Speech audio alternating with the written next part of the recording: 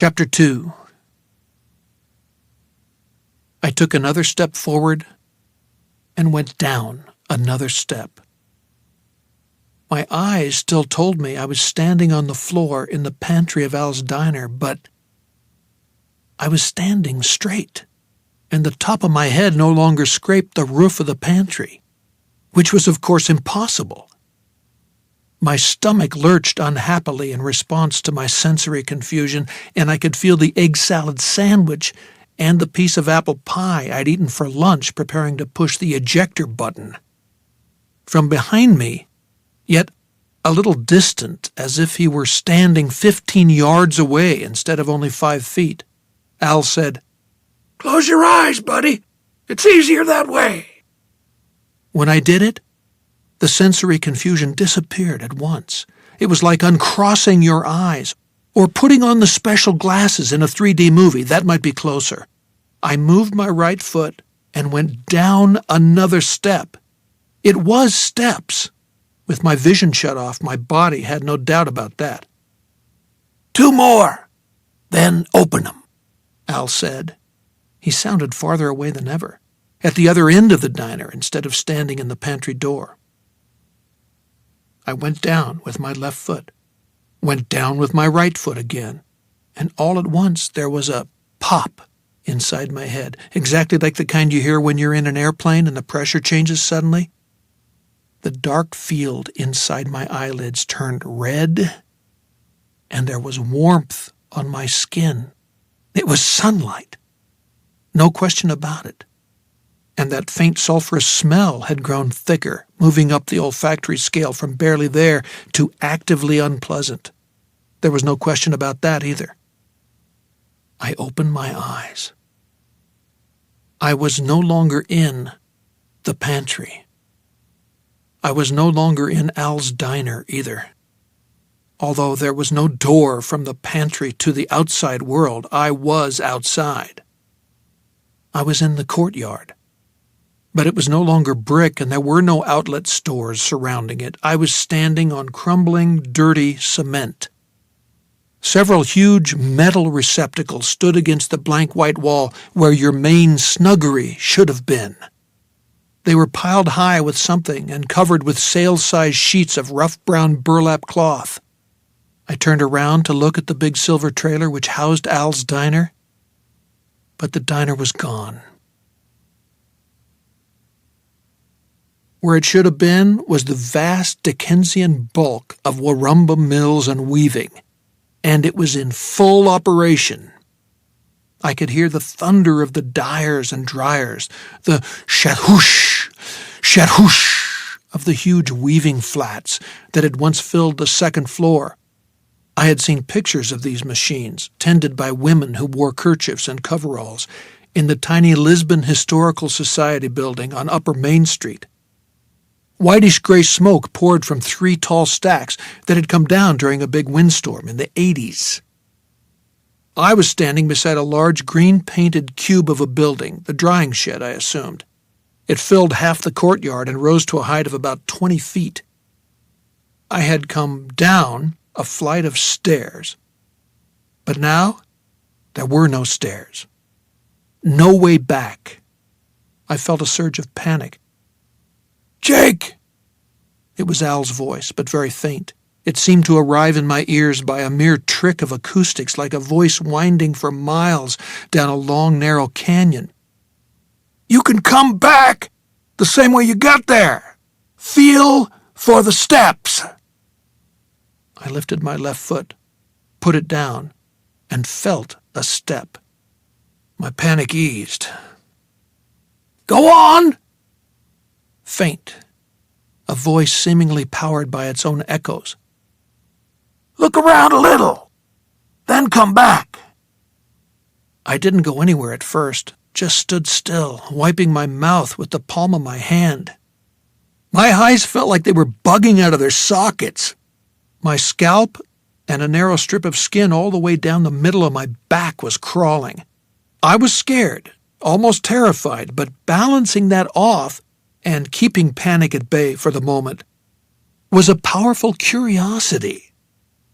I could see my shadow on the concrete, as clear as something cut from black cloth. I could see flakes of rust on the chain that closed the drying shed off from the rest of the courtyard. I could smell the powerful effluent pouring from the triple stack, strong enough to make my eyes sting. An EPA inspector would have taken one sniff of that shit and shut the whole operation down in a New England minute. Except, I didn't think there were any EPA inspectors in the vicinity. I wasn't even sure the EPA had been invented yet. I knew where I was, Lisbon Falls, Maine, deep in the heart of Androscoggin County. The real question was when I was. A sign I couldn't read hung from the chain. The message was facing the wrong way. I started toward it, then turned around. I closed my eyes and shuffled forward, reminding myself to take baby steps.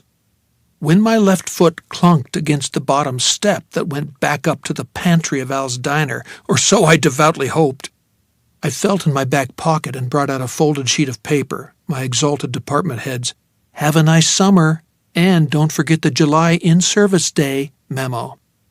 I briefly wondered how he'd feel about Jake Epping teaching a 6-week block called The Literature of Time Travel next year. Then I tore a strip from the top, crumpled it, and dropped it on the first step of the invisible stairway. It landed on the ground, of course, but either way it marked the spot. It was a warm, still afternoon, and I didn't think it would blow away, but I found a little chunk of concrete and used it as a paperweight just to be sure. It landed on the step, but it also landed on the scrap of memo, because there was no step. A snatch of some old pop song drifted through my head. First there is a mountain, then there is no mountain, then there is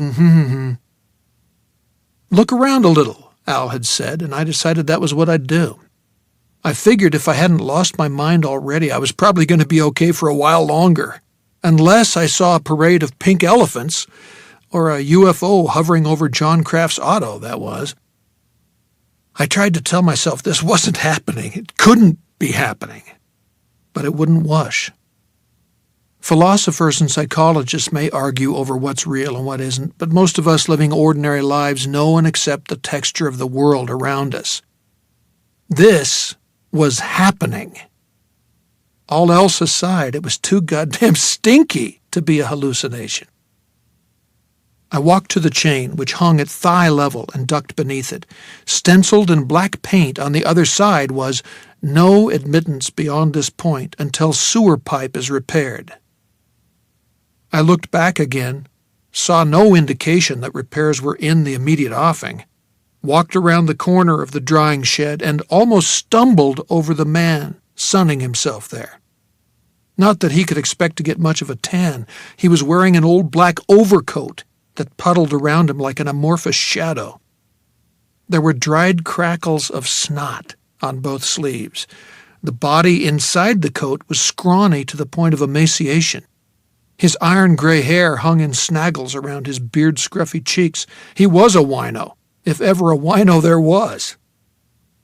Cocked back on his head was a filthy fedora that looked straight out of a 1950s film noir, the kind where all the women have big bazonkas and all the men talk fast around the cigarettes stuck in the corners of their mouths. And yep, poking up from the fedora's hatband, like an old-fashioned reporter's press pass, was a yellow card. Once it had probably been a bright yellow, but much handling by grimy fingers had turned it bleary. When my shadow fell across his lap, the yellow card man turned and surveyed me with bleary eyes. "Who the fuck are you?" he asked. Al hadn't given me detailed instructions on how to answer questions, so I said what seemed safest. "None of your fucking business." "Well, fuck you too." "Fine," I said. "We are in accord." "Huh?" "Have a nice day."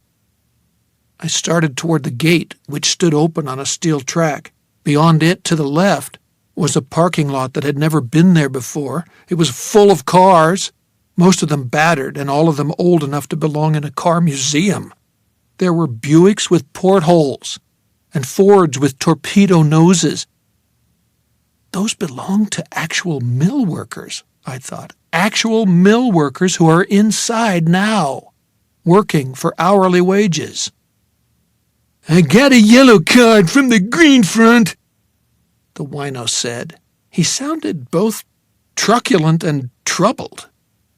"So give me $1 because today is double money day." I held the 50-cent piece out to him. Feeling like an actor who only has one line in the play, I said, "I can't spare $1, but here's half a rock." "Then you give it to him," Al had said, but I didn't need to.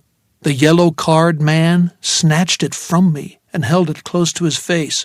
For a moment I thought he was actually going to bite into it, but he just closed his long-fingered hand around it in a fist, making it disappear. He peered at me again, his face almost comic with distrust. "Who are you? What are you doing here?" "I'll be damned if I know," I said and turned back to the gate. I expected him to hurl more questions after me, but there was only silence. I went out through the gate. The newest car in the lot was a Plymouth Fury from, I think, the mid or late 50s. The plate on it looked like an impossibly antique version of the one on the back of my Subaru. That plate came at my ex-wife's request with a pink breast cancer ribbon. The one I was looking at now did say Vacationland, but it was orange instead of white.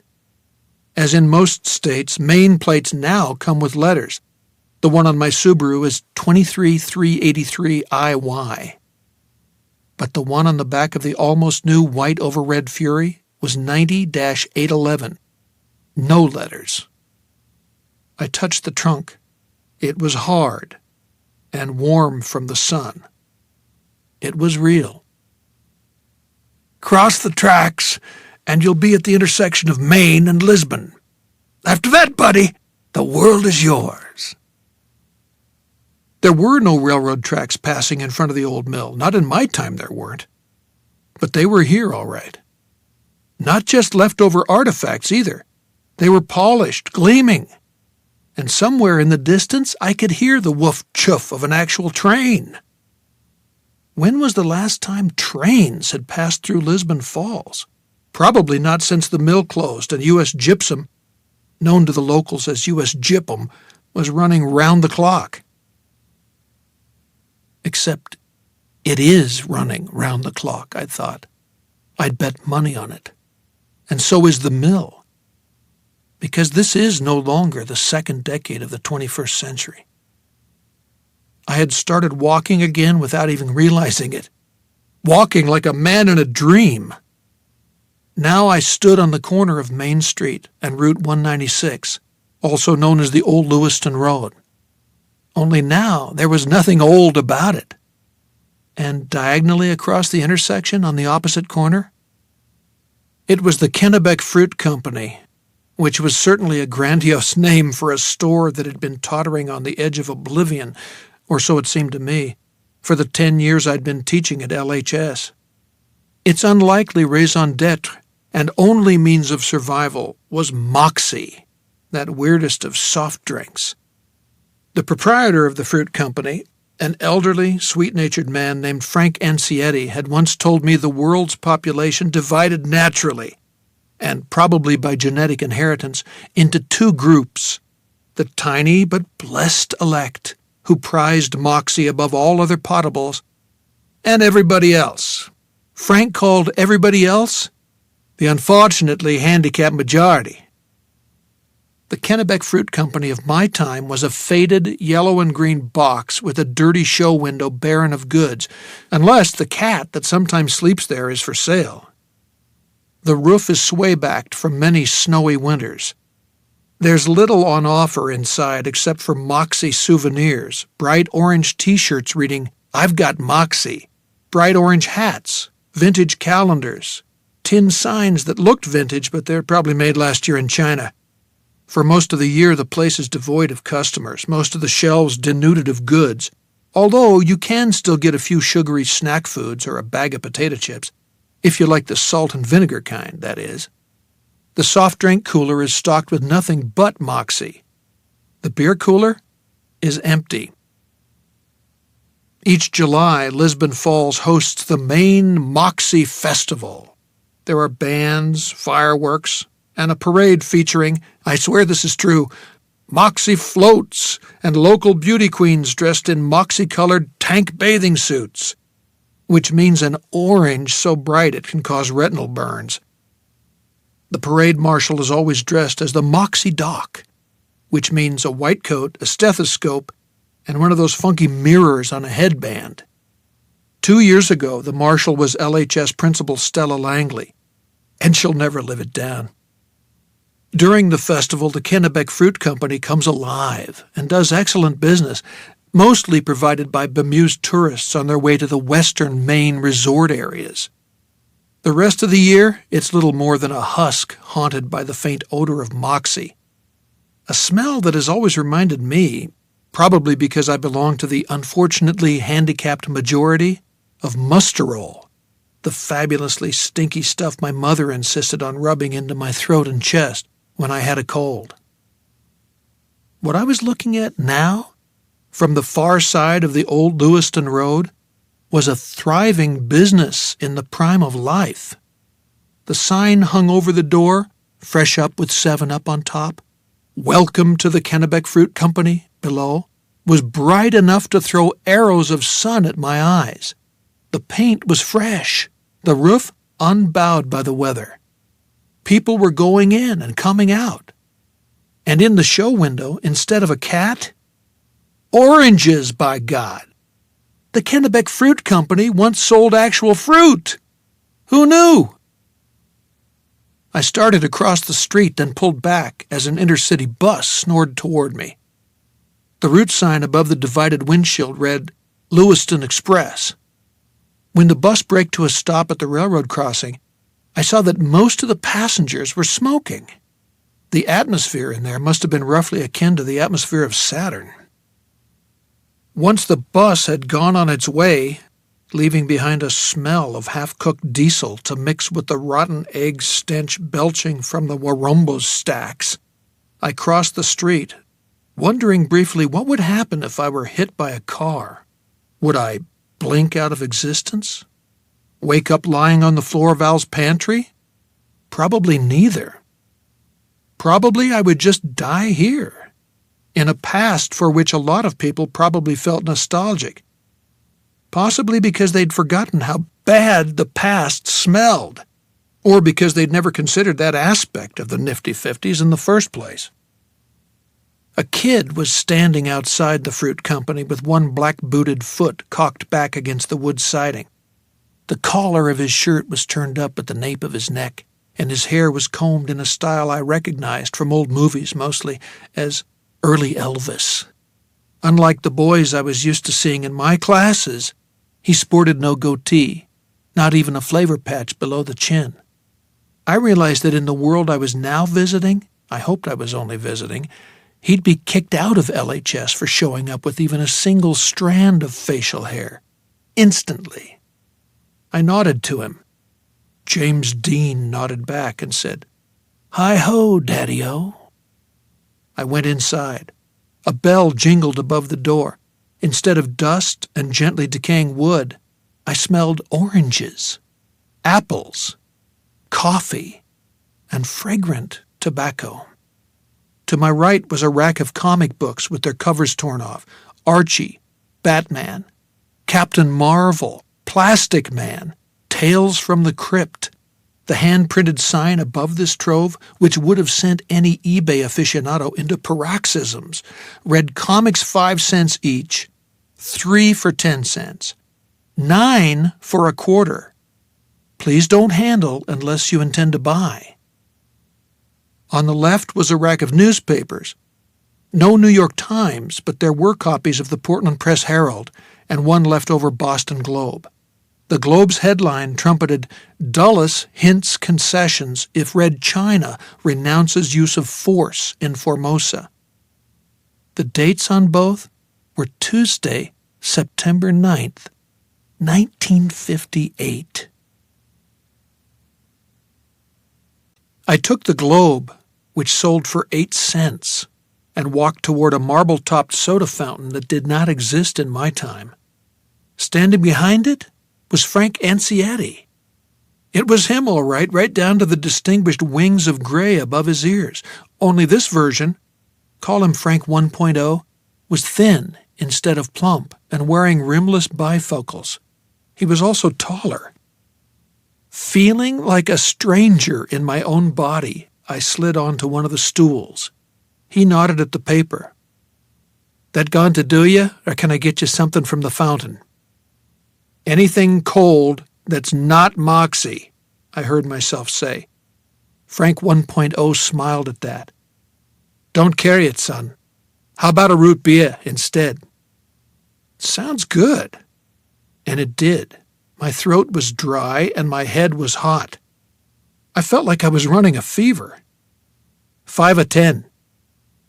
"I beg your pardon?" "5 a 10-cent beer." "Oh, 10, I guess." "Well, I guess you guess right." He opened an ice cream freezer and removed a frosty mug roughly the size of a lemonade pitcher.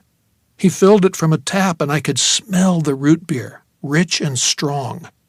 He scraped the foam off the top with the handle of a wooden spoon, then filled it all the way to the top and set it down on the counter. "There you go. That and the paper's 18 cents, plus a penny for the governor." I handed over one of Al's vintage dollars, and Frank 1.0 made change. I sipped through the foam on top and was amazed.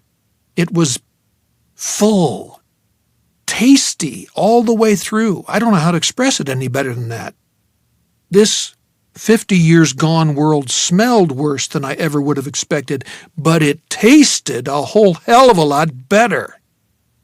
"This is wonderful," I said. "Yeah, glad you like it. Not from around here, are you?" "No." "Out of state?" "Wisconsin," I said. Not entirely a lie. My family lived in Milwaukee until I was 11, when my father got a job teaching English at the University of Southern Maine. I'd been knocking around the state ever since. "Well, you picked the right time to come. Most of the summer people are gone, and as soon as that happens, prices go down. What you're drinking, for example. After Labor Day, a 10-cent root beer only costs a dime." The bell over the door jangled. The floorboards creaked. It was a companionable creak. The last time I'd ventured into the Kennebec Fruit, hoping for a roll of Tums, I was disappointed. They had groaned. A boy who might have been 17 slipped behind the counter. His dark hair was cropped close, not quite a crew cut. His resemblance to the man who had served me was unmistakable, and I realized that this was my Frank Ansietti. The guy who had lopped the head of foam off my root beer was his father. Frank 2.0 didn't give me so much as a glance. To him, I was just another customer. "Titus has got the truck up on the lift," he told his dad. "Says it'll be ready by 5.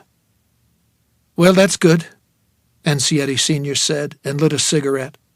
For the first time, I noticed the marble top of the soda fountain was lined with small ceramic ashtrays.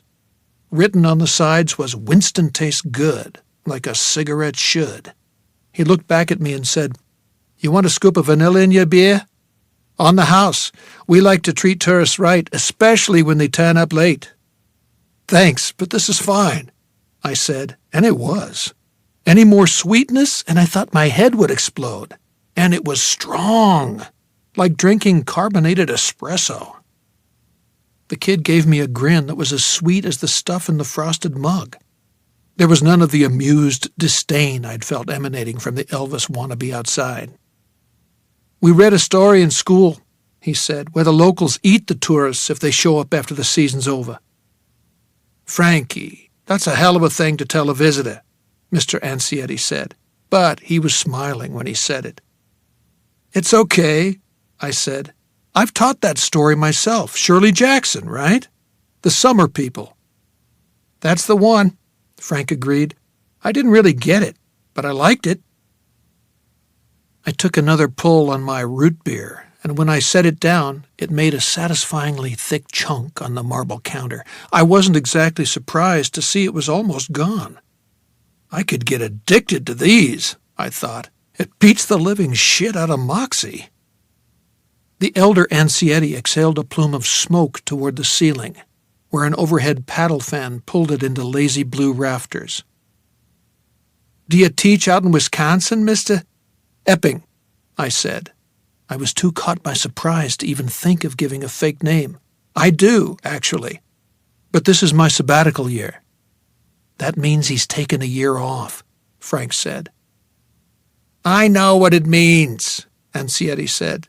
He was trying to sound irritated and doing a bad job of it. I decided I liked these two as much as I liked the root beer. I even liked the aspiring teenage hood outside, if only because he didn't know he was already a cliché. There was a sense of safety here, a sense of, preordination. It was surely false. This world was as dangerous as any other, but I possessed one piece of knowledge I would before this afternoon have believed was reserved only for God. I knew that the smiling boy who had enjoyed the Shirley Jackson story, even though he didn't get it, was going to live through that day and over 50 years of days to come. He wasn't going to be killed in a car crash, have a heart attack, or contract lung cancer from breathing his father's secondhand smoke. Frank Ansietti was good to go. I glanced at the clock on the wall. "Start your day with a smile," the face said. "Drink cheer-up coffee." It read 12:22. That was nothing to me, but I pretended to be startled. I drank off the rest of my beer and stood up. "Got to get moving if I'm going to meet my friends in Castle Rock on time." "Well, take it easy on Route 117, Ansietti said. "That road's a bugger." I hadn't heard such a thick Maine accent in years. Then I realized that was literally true, and I almost laughed out loud. "I will," I said. "Thanks. And son, about that Shirley Jackson story." "Yes, sir." Sir yet, and nothing sarcastic about it. I was deciding that 1958 had been a pretty good year. Aside from the stench of the mill and the cigarette smoke, that was. "There's nothing to get." "No, that's not what Mr. Marchant says." "With all due respect to Mr. Marchant, you tell him Jake Epping says that sometimes a cigar is just a smoke, and a story's just a story." He laughed. "I will. Period 3 tomorrow morning." "Good." I nodded to the father, wishing I could tell him that thanks to Moxie, which he didn't carry yet, his business was going to be standing on the corner of Main Street and the old Lewiston Road long after he was gone. "Thanks for the root beer." "Come back any time, son. I'm thinking about lowering the price on the lodge." "To a dime?" He grinned. Like his sons, it was easy and open. "Now you're cooking with gas."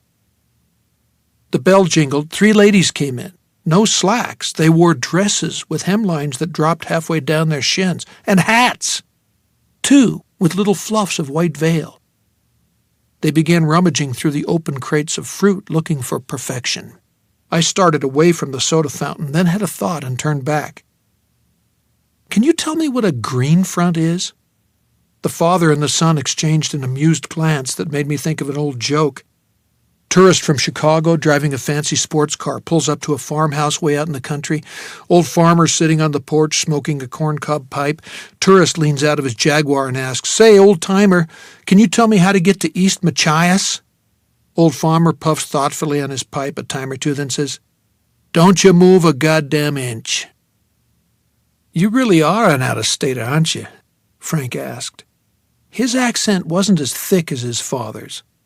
Probably watches more TV, I thought. There's nothing like TV when it comes to eroding a regional accent. "I am." I said. That's funny because I could swear I hear a little Yankee twang. It's a Yooper thing, I said. You know, the Upper Peninsula? Except, dang, the UP was Michigan. But neither of them seemed to realize it. In fact, young Frank turned away and started doing dishes. By hand, I noticed. The green front's the liquor store, Ansietti said. Right across the street if you're wanting to pick up a pint of something. I think the root beer's good enough for me, I said. I was just wondering. Have a nice day. You too, my friend. Come back and see us. I passed the fruit-examining trio, murmuring ladies as I went by, and wishing I had a hat to tip, a fedora maybe, like the ones you see in the old movies. The aspiring hoodlum had left his post, and I thought about walking up Main Street to see what else had changed, but only for a second. No sense pressing my luck. Suppose someone asked about my clothes. I thought my sport coat and slacks looked more or less all right, but did I know that for sure? And then there was my hair, which touched my collar. In my own time, that would be considered perfectly okay for a high school teacher, conservative even. But it might garner glances in a decade where shaving the back of the neck was considered a normal part of the barbering service, and sideburns were reserved for rockabilly dudes like the one who'd called me Daddy-O. Of course, I could say I was a tourist, that all men wore their hair a little long in Wisconsin. It was quite the coming thing, but hair and clothes, that feeling of standing out like some space alien in an imperfectly assumed human disguise, was only part of it. Mostly, I was just plain freaked. Not mentally tottering. I think a human mind that's moderately well-adjusted can absorb a lot of strangeness before it actually totters. But freaked, yes. I kept thinking about the ladies in their long dresses and hats. Ladies who would be embarrassed to show so much as the edge of a bra strap in public. And the taste of that root beer. How full it had been. Directly across the street was a modest storefront with Maine State Liquor Store printed in raised letters over the small show window, and yes, the facade was a light green. Inside, I could just make out my pal from the drying shed. His long black coat hung from his coat hanger's shoulders. He had taken off his hat, and his hair stood out around his head like that of a cartoon nebbish who's just inserted finger A in electric socket B. He was gesticulating at the clerk with both hands, and I could see his precious yellow card in one. I felt certain that Al Templeton's half a rock was in the other. The clerk, who was wearing a short white tunic that looked quite a bit like the one the Moxie Doc wore in the annual parade, looked singularly unimpressed. I walked to the corner, waited on traffic, and crossed back to the Warumbo side of the old Lewiston Road. A couple of men were pushing a dolly, loaded with bales of cloth, across the courtyard, smoking and laughing. I wonder if they had any idea what the combination of cigarette smoke and mill pollution was doing to their innards, and supposed not. Probably that was a blessing, although it was more a question for a philosophy teacher than for a guy who earned his daily bread exposing 16-year-olds to the wonders of Shakespeare, Steinbeck, and Shirley Jackson. When they had entered the mill, rolling their dolly between the rusty metal jaws of doors 3 stories high, I crossed back to the chain with the no admittance beyond this point sign hanging from it. I told myself not to walk too fast and not to peer all around me, not to do anything that would attract attention, but it was hard. Now that I was almost back to where I came in, the urge to hurry was almost irresistible. My mouth was dry, and the big root beer I'd drunk roiled in my stomach. What if I couldn't get back? What if the marker I'd dropped was gone? What if it was still there, but the stairs weren't? Easy, I told myself, easy. I couldn't resist one quick survey before ducking under the chain, but the courtyard was entirely mine. Somewhere distant, like a sound heard in a dream, I could again hear that low diesel woof-choof. It called to mind another line from another song. This train has got the disappearing railroad blues. I walked down the green flank of the drying shed, heart beating hard and high up in my chest. The torn scrap of paper with the chunk of concrete on top of it was still there. So far, so good. I kicked at it gently, thinking, please, God, let this work. Please, God, let me get back. The toe of my shoe kicked the chunk of concrete. I saw it go skittering away, but it also thumped to a dead stop against the step. Those things were mutually exclusive, but they both happened. I took one more look around, even though no one in the courtyard could see me in this narrow lane unless they happened to be passing directly in front of it at one end or the other. No one was. I went up one step. My foot could feel it even though my eyes told me I was still standing on the cracked paving of the courtyard. The root beer took another warning lurch in my stomach. I closed my eyes, and that was a little better. I took the second step, then the third. They were shallow, those steps. When I took the fourth one, the summer heat disappeared from the back of my neck, and the dark behind my eyelids became deeper. I tried to take the fifth step, only there was no fifth step. I bumped my head on the low pantry ceiling instead. A hand grasped my forearm, and I almost screamed. "Relax," Al said. "Relax, Jake. You're back." He offered me a cup of coffee, but I shook my head. My stomach was still sudsing.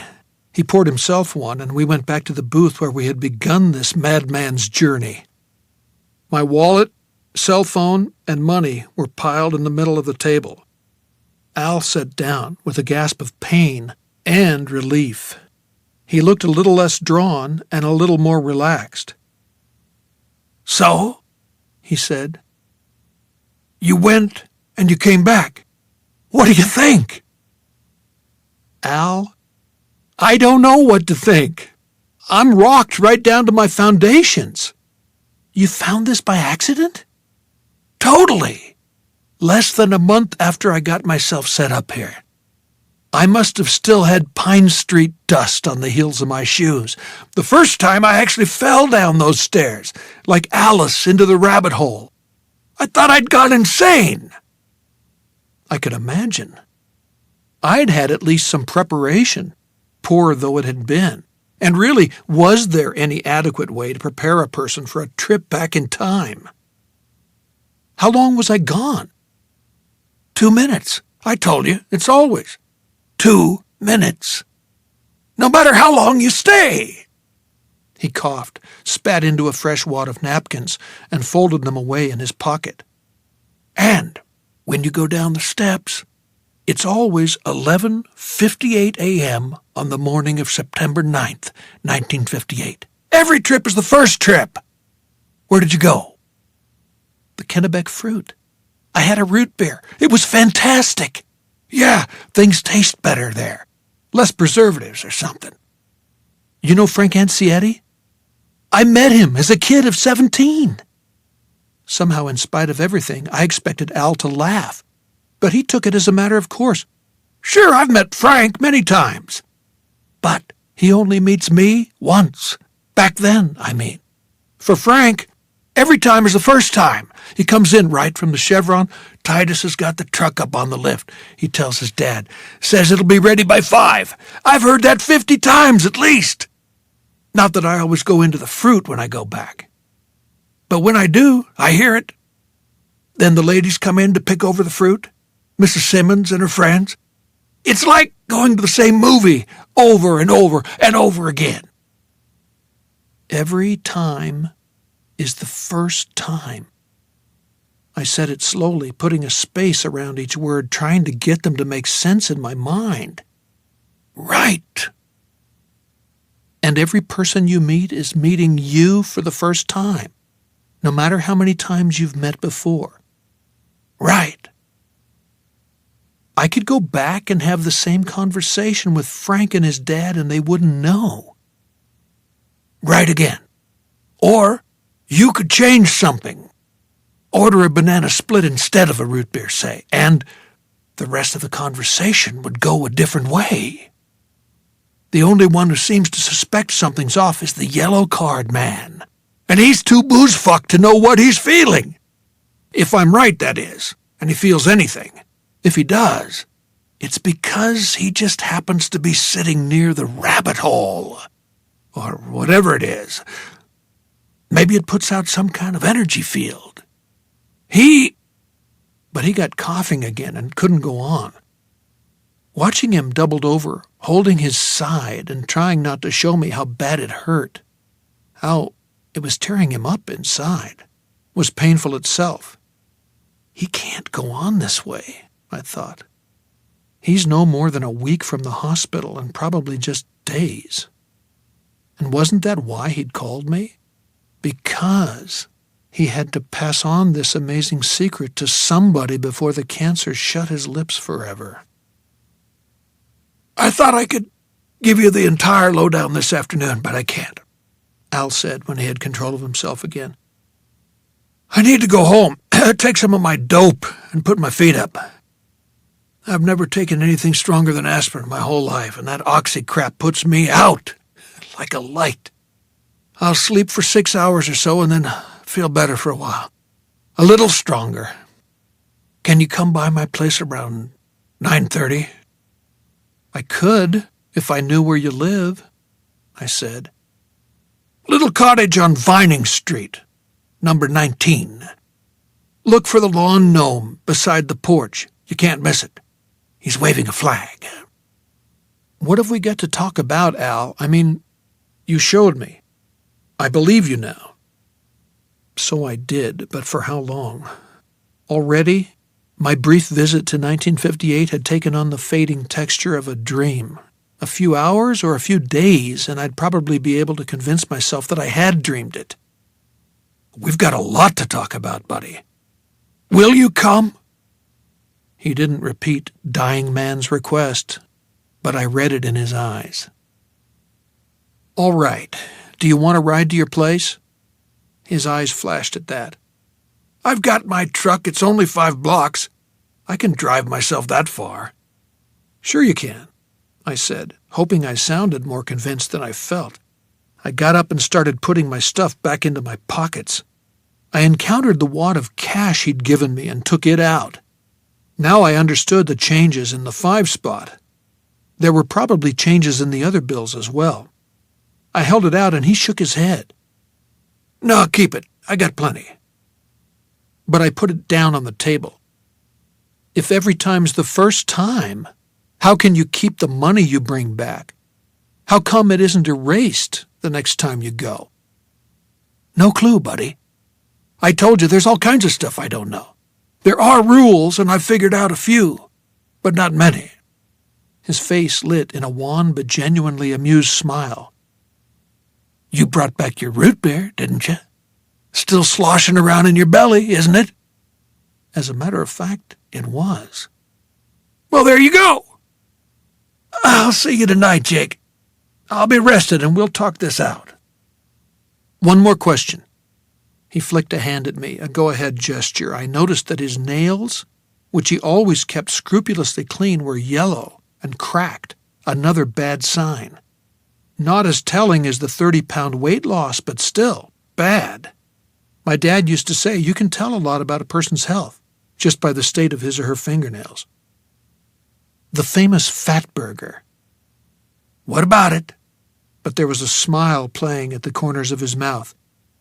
You can sell cheap because you buy cheap, isn't that right? Ground chuck from the Red and White, he said. 54 cents a pound. I go in every week. Or I did until my latest adventure, which took me a long way from the falls. I trade with Mr. Warren, the butcher. If I ask him for 10 pounds of ground chuck, he says, coming right up. If I ask for 12 or 14, he says, gonna have to give me a minute to grind you up some fresh. Having a family get-together? Always the same? Yes. Because it's always the first time. Correct. It's like the story of the loaves and fishes in the Bible, when you think of it. I buy the same ground chuck week after week. I've fed it to hundreds or thousands of people, in spite of those stupid cat burger rumors, and it always renews itself. You buy the same meat over and over, trying to get it through my skull. The same meat, at the same time, from the same butcher, who always says the same things unless I say something different. I'll admit, buddy, that it sometimes crossed my mind to walk up to him and say, "How's it going there, Mr. Warren, you old bald bastard? Been fucking any warm chicken holes lately?" He'd never remember, but I never have, because he's a nice man. Most people I've met back then are nice folks. At this, he looked a little wistful. I don't understand how you can buy meat there, serve it here, then buy it again. Join the club, buddy. I just appreciate like hell that you're still here. I could have lost you. For that matter, you didn't have to answer the phone when I called the school. Part of me wished I hadn't, but I didn't say that. Probably I didn't have to. He was sick, not blind. Come to the house tonight. I'll tell you what I've got in mind. And then you can do whatever you think is best, but you'll have to decide pretty fast because time is short. Kind of ironic, wouldn't you say, considering where the invisible steps in my pantry come out? More slowly than ever, I said, "Every time is the first time." He smiled again. "I think you've got that part. I'll see you tonight, okay? 19 Vining Street. Look for the gnome with the flag." I left Al's diner at 3:30. The 6 hours between then and 9:30 weren't as weird as visiting Lisbon Falls 53 years ago, but almost. Time seemed simultaneously to drag and speed by. I drove back to the house I was buying in Sabattis. Christy and I sold the one we'd owned in the Falls and split the take when our marital corporation dissolved. I thought I'd take a nap, but of course I couldn't sleep. After 20 minutes of lying on my back, straight as a poker and staring up at the ceiling, I went into the bathroom to take a leak. As I watched the urine splash into the bowl, I thought, that's processed root beer from 1958. But at the same time, I was thinking that was bullshit. Al had hypnotized me somehow. That doubling thing, see? I tried to finish reading the last of the honors essays and wasn't a bit surprised to find I couldn't do it. Wield Mr. Epping's fearsome red pen, pass critical judgments, that was a laugh. I couldn't even make the words connect. So I turned on the tube, throwback slang from the nifty 50s. Televisions no longer have tubes, and channel surfed for a while. On TMC, I came across an old movie called Drag Strip Girl. I found myself watching the old cars and angst-ridden teens so intently, it was giving me a headache, and I turned it off. I made myself a stir-fry, then couldn't eat it, even though I was hungry. I sat there looking at it on the plate, thinking about Al Templeton serving the same dozen or so pounds of hamburger over and over, year after year. It really was like the miracle of the loaves and fishes. And so what if cat burger and dog burger rumors circulated due to his low prices? Given what he was paying for meat, he had to be making an absurd profit on every fat burger he did sell. When I realized I was pacing around my kitchen, unable to sleep, unable to read, unable to watch TV, a perfectly good stir-fry turned down the sink pig, I got in my car and drove back to town. It was 6:45 by then, and there were plenty of parking spaces on Main Street. I pulled in across from the Kennebec Fruit and sat behind the wheel, staring at a paint-peeling relic that had once been a thriving small-town business. Closed for the day, it looked ready for the wrecking ball. The only sign of human habitation were a few Moxie signs in the dusty show window. "Drink Moxie for health," read the biggest. And they were so old-fashioned, they could have been left behind for years. The fruit's shadow stretched across the street to touch my car. To my right, where the liquor store had been, there was now a tidy brick building that housed a branch of Key Bank. Who needed a green front when you could bop into any grocery store in the state and bop back out with a pint of Jack or a quart of coffee brandy? Not in a flimsy paper bag, either. In these modern times, we use plastic, son. Lasts 1,000 years. And speaking of grocery stores, I had never heard of one called the Red and White. If you wanted to shop for food in the falls, you went to the IGA, a block down on 196. It was right across from the old railroad station, which was now a combination T-shirt shop and tattoo parlor. All the same, the past felt very close just then. Maybe it was just the golden cast of the declining summer light, which has always struck me as slightly supernatural. It was as if 1958 were still right here, only hidden beneath a flimsy film of intervening years, and if I hadn't imagined what had happened to me this afternoon, that was true. He wants me to do something. Something he would have done himself, but the cancer stopped him. He said he went back and stayed for 4 years. At least I thought that was what he'd said, but 4 years wasn't long enough. Was I willing to go back down those stairs and stay for 4+ years? Basically take up residence? Come back 2 minutes later, only in my 40s, with strands of gray starting to show up in my hair? I couldn't imagine doing that, but I couldn't imagine what Al had found so important back there in the first place. The one thing I did know was that 4 or 6 or 8 years of my life was too much to ask, even for a dying man.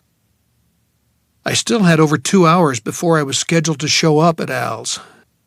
I decided to go back home, make myself another meal, and this time force myself to eat it. After that, I'd take another shot at finishing my honors essays. I might be one of the very few people who had ever traveled back in time. For that matter, Al and I might be the only ones who had ever done it in the history of the world, but my poetry students were still going to want their final grades. I hadn't had the radio on when I drove to town, but I turned it on now. Like my TV, it gets its programming from computer-driven space voyagers that go whirling around the Earth at a height of 22,000 miles. An idea that surely would have been greeted with wide-eyed wonder, but probably not outright disbelief by the teenager Frank Ansietti had been back in the day. I tuned to the 60s on 6 and caught Danny and the Juniors working out on Rock and Roll Is Here to Stay. 3 or 4 urgent harmonic voices singing over a jackhammer piano. They were followed by Little Richard screaming Lucille at the top of his lungs, and then Ernie Cado more or less moaning mother-in-law. She thinks her advice is a contribution, but if she would leave, that would be the solution. It all sounded as fresh and sweet as the oranges Mrs. Simmons and her friends had been picking over that early afternoon. It sounded new. Did I want to spend years in the past? No. But I did want to go back, if only to hear how Little Richard sounded when he was still top of the pops, or get on a Trans World Airlines plane without having to take off my shoes, submit to a full body scan, and go through a metal detector. And I wanted another root beer.